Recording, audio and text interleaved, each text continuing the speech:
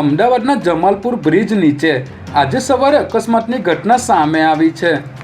અહીં વૃદ્ધ દંપતીની કારે જમાલપુર બ્રિજ નીચે શાકભાજી વેચતી એક મહિલા સહિત લોકોને અડફેટે લીધા હતા, જેમાં એક મહિલાનું મોત નીપજ્યું હતું જ્યારે 2 લોકો ઇજાગ્રસ્ત થયા હતા। કાર પહેલા બ્રિજની દિવાલ સાથે ટકરાઈ હતી, જે બાદ રોડની સાઈડમાં શાકભાજી વેચતા ફેરિયાઓ પર ચડી ગઈ હતી।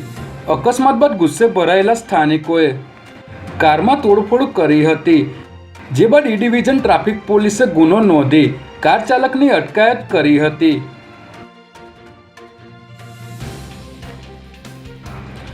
ગુજરાત એટીએસ અને સુરત એસઓજીએ ઇન્ટરનેશનલ કોલને લોકલ કોલમાં કન્વર્ટ કરી સરકારની તિજોરીને ચૂનો ચોપડવાના રેકેટનો પર્દાફાશ કર્યો છે, જેમાં ગુજરાત રાજ્યની એન્ટી ટેરરિસ્ટ સ્ક્વોડને બાતમી મળી હતી કે આંતરરાષ્ટ્રીય કોલને લોકલ કોલમાં કન્વર્ટ કરતા કેટલાક સેન્ટર સુરતમાં ચાલી રહ્યા છે, જેના પગલે એટીએસની ટીમ સુરત આવી હતી અને એસઓજીની ટીમને સાથે રાખીને અડાજણ તેમજ વેસુ વિસ્તારમાં આવેલ 2 ઓફિસોમાં દરોડા પાડવામાં આવ્યા હતા। ત્યારે આ સમગ્ર બાબતે સુરત ક્રાઇમ બ્રાન્ચમાં ગુનો દાખલ કરી તપાસ શરૂ કરવામાં આવી છે।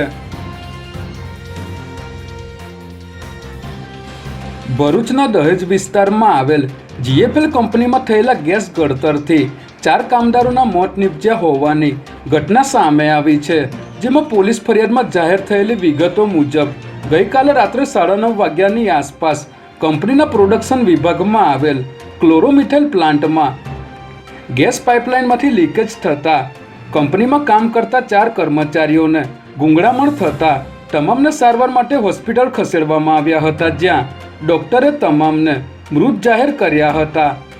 હાલ સમગ્ર મામલે પોલીસે લાશને પોસ્ટમોર્ટમ અર્થે મોકલી આગળની કાર્યવાહી હાથ ધરી છે।